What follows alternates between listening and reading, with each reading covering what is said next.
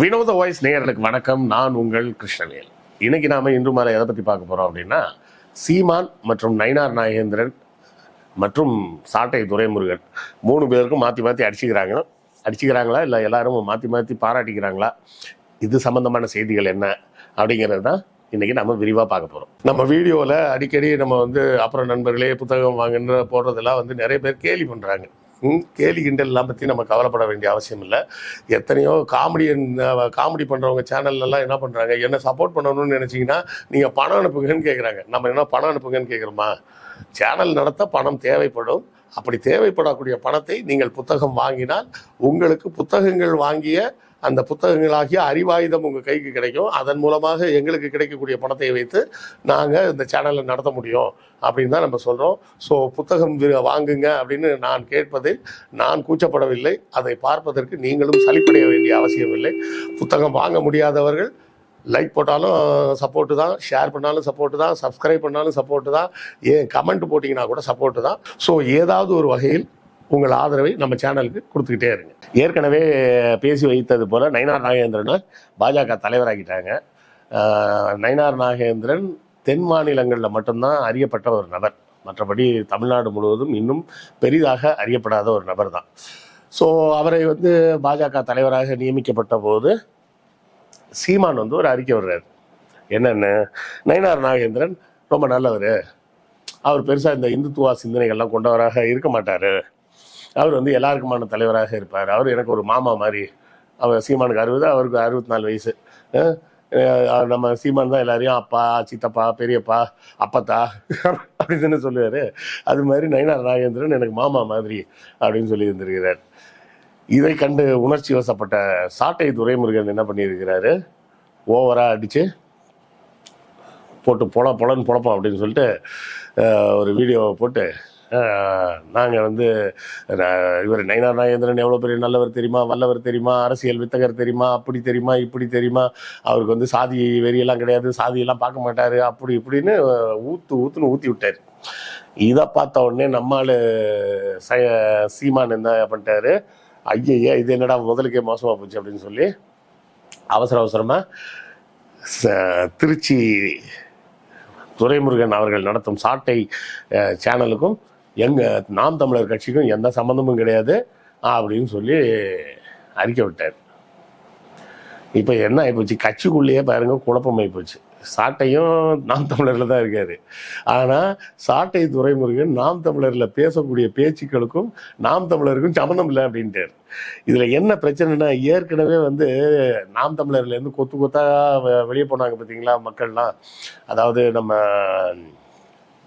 இதுலேருந்து தென் மாவட்டங்கள்லேருந்து நிறைய பேர் வெளியே போனாங்க இல்லையா, அவங்க ஏற்கனவே வச்ச குற்றச்சாட்டே என்னென்னா, முழுக்க இந்த முக்குலத்தோர் சமுதாயத்தை சேர்ந்தவர்களோட ஆதிக்கம் தான் ஜாஸ்தியாக இருக்குது, மற்றவங்களெல்லாம் எந்த பொறுப்புலையும் உட்கார விட மாட்டாங்க, இப்போ தலைமை பதவியெல்லாம் வேணாங்க, சாதாரணமான ஒரு பொறுப்பில் கூட உட்கார விட மாட்டாங்க, அப்படி இருந்தால் எப்படி கட்சி வளரும் அப்படின்னு சொல்லி தான் அவங்கெல்லாம் கோச்சிக்கிட்டு எல்லாரும் வெளியே போனது.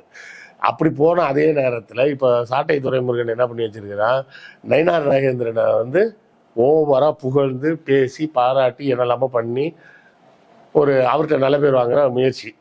இப்போ இது சீமானுக்கு பெரிய பிரச்சனையாக இருக்குது. ஏற்கனவே இந்த சந்தேகம் பல காலமாக ஓடிட்டு இருக்குது. சீமான் சாட்டை துரைமுருகன் கைப்பாவையாக தான் நடந்து கொள்கிறார், அவர் என்ன பேச சொல்கிறாரோ அதுதான் இவர் பேசுகிறாரே தவிர இவர் புதுசாலாம் ஒன்றும் பேசுறது இல்லை அப்படின்னு ஏற்கனவே சீமான் மீது மிகப்பெரிய குற்றச்சாட்டு இருக்குது. இப்போ இந்த இடத்துல தைரியமாக இப்படி சொல்லிட்டாப்ல, என்ன நடக்க போகுதுன்னு தெரியல. ஏன்னா ஏற்கனவே ஒரு முறை பார்த்தீங்கன்னா வருண்குமார் ஐபிஎஸ்க்கு இவர் ஒரு லெட்டர் போட்டார், உங்களை பற்றி இது மாதிரிலாம் நான் பேசினதெல்லாம் நான் பேசலைங்க, சாட்டை துரைமுருகன் சொல்லி தான் நான் அது மாதிரி பேசினேன், மற்றபடி எனக்கு எதுவுமே தெரியாதுங்க, என்னை மன்னிச்சிருங்கன்னு சொல்லிட்டு அவங்க லாயரை வச்சு லெட்டர் அனுப்பிச்சாரு. சாட்டை துரைமுருகன் மிரட்டிட்டாப்ல அப்படின்னு சொல்லி அதுக்கப்புறம் செய்தி வந்தது. ஏன்னா மறுநாளே அவர் வக்கீல் என்கிட்ட கேட்காமே அனுப்பிச்சிட்டாரு, எனக்கு தெரியவே தெரியாது அவர் அனுப்பிச்சது, நான்லாம் அனுப்பவே இல்லை அப்படின்னு பல்ட்டி அடிச்சாப்ல. அந்த பல்ட்டி அடித்தப்போ தான் எல்லாரும் சொன்னாங்க, சாட்டை துரைமுருகன் கைப்பிடியில் தான் சீமான் சிக்கிட்டு இருக்கிறாரு அப்படின்னு. இந்த சீமான் கட்சியில் இன்னொரு பெரிய சிக்கல் என்ன தெரியுமாங்க, நான் கூட முதல்லலாம் யோசிப்பேன், என்னடா இது எப்போ பார்த்தாலும் ஆடியோன்னு பார்த்தா எல்லாம் நாம் தமிழர் ஆடியோ தான் வருது. வேற எந்த ஆடியோவும் வர மாட்டேங்குது. மற்ற கட்சிக்காரங்கெல்லாம் வந்து ஃபோன் பேசுறது இல்லையா, எதுவும் பண்றது இல்லையா, எப்படி இப்படி ஆடியோ எல்லாம் வெளியே வருது அப்படின்னு கேட்டப்பதான் மற்றொரு அரசியல் பின்புலத்தை சார்ந்த ஒருத்தர் தான் எனக்கு சொன்னார். அது வேற ஒன்றும் இல்லைங்க, சீமானுக்கு இங்கிலீஷ் வாசிக்க தெரியாது, தமிழ்ல போன்ல டைப் அடிக்கவும் தெரியாதுங்க, அதுதான் பிரச்சனை. அதனால என்ன பண்றது, யாருக்கு எதை சொல்றதா இருந்தாலும் வாய்ஸ் நோட் போட்டு அனுப்பிச்சிடுறாரு. இந்த வாய்ஸ் நோட்டு வந்து தம்பிங்க பூரா ஷேர் பண்ணிடுறாங்க குரூப்புகளில். ஒரு குரூப்ல வந்து எப்படியும் ஒரு 250 பேர் இருப்பான்னு வச்சிங்களேன். இது மாதிரி ஒரு 100கணக்கான குரூப் இருக்கு. அண்ணன் இன்னைக்கு இது பேசினாரான்னு குரூப்ல ஒருத்தன் போட்டு விடுவான். போட்டு விட்டா அடுத்த 1 மணி நேரத்தில் பார்த்தீங்கன்னா ஒரு 10,000 பேர்கிட்ட அந்த வாய்ஸ் நோட் இருக்கும். இப்போ இந்த 10,000 பேர்ல எவன் எங்க லீக் பண்ணான்னு யாரை வச்சுங்க நீங்க கண்டுபிடிப்பீங்க? புரியுதுங்களா? இவங்க பூரா சிக்கிறது என்னன்னா, எல்லாருமே பேசுறது எல்லாமே வாய்ஸ் நோட்டு. இல்ல நல்ல விஷயமே என்னன்னு பாத்தீங்கன்னா, வாட்ஸ்அப்ல பேசினா அந்த காலை ரெக்கார்ட் பண்ண முடியாது. அதுக்கு ஏதோ சாஃப்ட்வேர் இருக்குன்றாங்க. ஆனா அந்த சாஃப்ட்வேர் இருந்தாலும் உங்களுக்கு அதுல நோட்டிபிகேஷன் வரும், இந்த கால் ரெக்கார்ட் ஆகுதுங்க அப்படின்னு. போன்ல நீங்க ரெக்கார்டிங் போட்டீங்கன்னா ரெக்கார்ட் சவுண்ட்லாம் வராது, இந்த கால் ரெக்கார்ட் செய்யப்படுகிறது அப்படி இப்படிலாம் எதுவும் வராது. ஸோ ஃபோனில் பேசுறதை விட வாட்ஸ்அப்பில் பேசினா அது வந்து சேஃப். ஆனால் அது சேஃப்னாலும் இவங்க என்ன பண்ணிட்டாங்க, அந்த சேஃப்டி எல்லாம் தாண்டி நானே குதிரைக்குள்ள இல்லைன்னு எல்லாம் வாய்ஸ் நோட்டு போட்டு அனுப்புறது. இப்படி வாய்ஸ் நோட்டு போட்டு தான் எல்லா இடத்துலையும் சிக்கினாங்க. இது எல்லாம் தாண்டி இப்போ இந்த பிரச்சனை வந்திருக்கு, உட்கட்சி பிரச்சனையே பெரிய லெவலில் வந்திருக்கு. சாட்டை துரைமுருகனுக்கும் எனக்குமே சம்மந்தம் இல்லை அப்படின்னு சீமானே அறிக்கை விட வேண்டிய ஒரு சூழலுக்கு வந்துட்டார். ஏன்னா சாட்டை துரைமுருகன் என்ன நினைச்சான்னு தெரியல, அண்ணன் சீமான் வந்து அண்ணாமலையோட ஒரே மேடையில் பேசினாரு, அதையெல்லாம் வச்சு பார்க்கும்போது ஒருவேளை அண்ணன் வந்து பாஜக கூட்டணி போனாலும் போயிடுவார் போல இருக்க இந்த தடவை அப்படின்னு. அப்படி போனால் அதை பற்றி நமக்கு ஒரு பிரச்சனையும் இல்லை. ஆனால் அது நடக்குமா இல்லையான்றது ஒரு பக்கம் இருந்தாலும், இப்போ இந்த சாட்டை துரைமுருகன் பேசினது என்னவாக நாம் தமிழருக்கு மத்தியிலேயே பார்க்கப்படும்னா, ஏற்கனவே எல்லோரும் அதிருப்தியில் இருக்காங்க. ஏன்னா முக்குளத்தோருக்கு தான் நாங்கள் முன்னுரிமை கொடுப்போன்ற மாதிரி நீங்கள் ஒரு ஸ்டாண்ட் எடுக்கிறீங்க, அது சரியில்லை, நீங்கள் மற்றவங்களுக்கும் இடம் கொடுக்கணும்னு கட்சிக்காரங்க கேட்டுக்கிட்டு இருக்கிறாங்க. அந்த நேரத்தில் இவர் சைமன் வந்து மாமான்னு சொல்லிட்டாரு. அடுத்த இவன் வந்து அவரு மத ரீதியாலாம் பார்க்க மாட்டாரு, சாதி ரீதியாலாம் பார்க்க மாட்டாரு, அவரா சாதி ரீதியாக பார்க்க மாட்டாரு.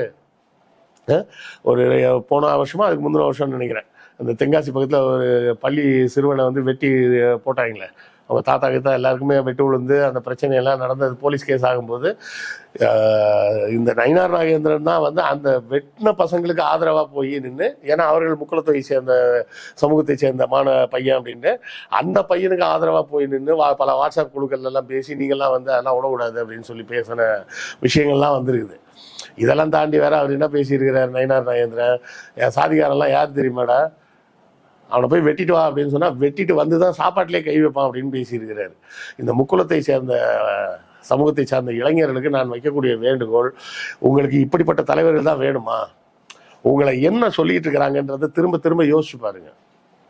உங்களை என்ன சொல்றாங்க, நீங்கள்லாம் வந்து படிக்காத முரட்டு முட்டாள்கள் அப்படின்னு தான் உங்களுக்கு தலைவராக வரக்கூடியவெல்லாம் சொல்லிட்டு இருக்கிறான்.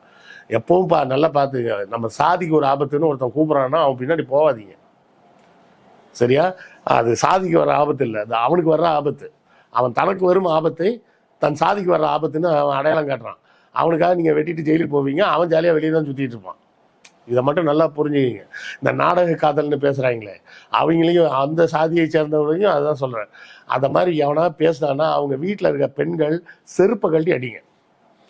அவனுக்கு சொல்கிறது யாரை சொல்கிறான்? உங்களை தான் சொல்கிறான். என்ன சொல்கிறாங்க, இவனுக்கு ஜீன்ஸ் பேண்ட்டு டிஷர்ட்லாம் போட்டு வந்து கூலிங் கிளாஸ் போட்டு வந்து பொண்ணுங்களை மயக்கிறாங்க அப்படின்னு. அப்போ அவன் சொல்கிறது என்ன, என் தாய் வயதை ஒத்தவர்கள், என் தங்கை, அக்கா, என் மனைவி, என் மகள் போன்றவர்கள்லாம் கூலிங் கிளாஸ் போட்டு வந்தவனை பார்த்தா மயங்கிடுவாங்கன்னு சொல்கிறான்னு அர்த்தம். அதாவது புரியுதா அவங்களுக்கு? இதை கண்டிக்க வேண்டியது யாருன்னா பெண்கள் தான் கண்டிக்கணும். அதுக்கப்புறம் எங்களை பார்த்து இப்படி சொல்லுவேன், நாங்கள் என்ன அப்படி அவனை ட்ரெஸ் மாட்டிட்டு வந்தால் நாங்கள் அவனை பார்த்து மயங்கி போயிடுவோமா? எச்சா பொறுக்கி நாயை, என் கையால் சோத்தை வாங்கி தின்ட்டு என்னையை பற்றி அசிங்கமாக பேசுகிற நீ அப்படின்னு அவங்க அம்மா முதல்ல 2 சாத்துனாங்கன்னா அந்த பசங்களுக்கு அந்த அறிவு வரும். இது மாதிரி யாரை பார்த்து சொல்கிறோம்? நீங்கள் சொல்கிறது வந்து உங்களை விட கீழான சாதியாக நீங்கள் கருதக்கூடிய ஆட்களை வந்து அவமானப்படுத்துறதா நினச்சிட்டு உங்கள் குடும்பத்து பெண்களை தான் அவமானப்படுத்துறீங்க. அந்த பசங்க எப்படியோ இப்போ கஷ்டப்பட்டு படிச்சிடறான், படித்து வேலைக்கு போகிறான், வேலைக்கு போனால் சம்பளம் வாங்குறான், டிஷர்ட் வாங்குறான், கூலிங் கிளாஸ் போடுறான். உனக்கு நீ படிக்காமல் தத்தியாக சுற்றிட்டு இருக்கிற, இந்த மாதிரி சாதி வெறிய சாதி தலைவர் பின்னாடி சுற்றிக்கிட்டு நாசமாக போயிட்டு இருக்கிற. அதான் அவன் சொல்கிறான்ல, உன்னை பற்றி அவ்வளோ தெளிவாக கணிச்சு வச்சிருக்கான் பாரு. என்ன சொல்லி கணிச்சு வச்சிருக்கிறான்? என் சாதியை சேர்ந்த ஒருத்தனை போய் வெட்டிட்டு வாடா அப்படின்னு சொன்னால் வெட்டிட்டு வந்து தான் சோத்துலேயே கை வைப்பான் அப்படின்னு சொல்கிறான். அந்த அளவுக்கு நீ வந்து முட்டாள்னு சொல்கிறான் அவன். இதில் என்ன பெருமை இருக்குன்னு எனக்கு தெரியல. சரி, அது உங்கள் சாதியாச்சு, உங்கள் சாதி சங்க தலைவராச்சு, நீ நாசமாக போகிறது நீங்களாச்சு. நம்மளால் சொல்ல தான் முடியும், அதெல்லாம் முடியாது, எங்கள் சாதி அப்படி தான், நாங்கள் அப்படி தான் போவோம்னா அது அப்புறம் உங்கள் சௌரியம். இப்படியே அந்த ஊர்லேயே மாடு மேய்ச்சிக்கிட்டு அப்படியே சுற்றிக்கிட்டு தான் என்னோட வேலைன்னு நினச்சிங்கன்னா தாராளமாக செய்யுங்க. உங்கள் அம்மா, உங்கள் தங்கச்சி, உங்கள் அக்கா, உங்கள் மக, உங்கள் மனைவி போன்ற எல்லா பெண்களையும் சேர்த்து அசிங்கப்படுத்தி தான் பேசிகிட்டு இருப்பான் ஒரு தலைவன். அவன் தான் எனக்கு தலைவன் சொல்லிட்டு இருப்பீங்கன்னா அதையும் செஞ்சிட்டு இருங்க. அதை பற்றி நமக்கு ஒரு பிரச்சனையும் இல்லை.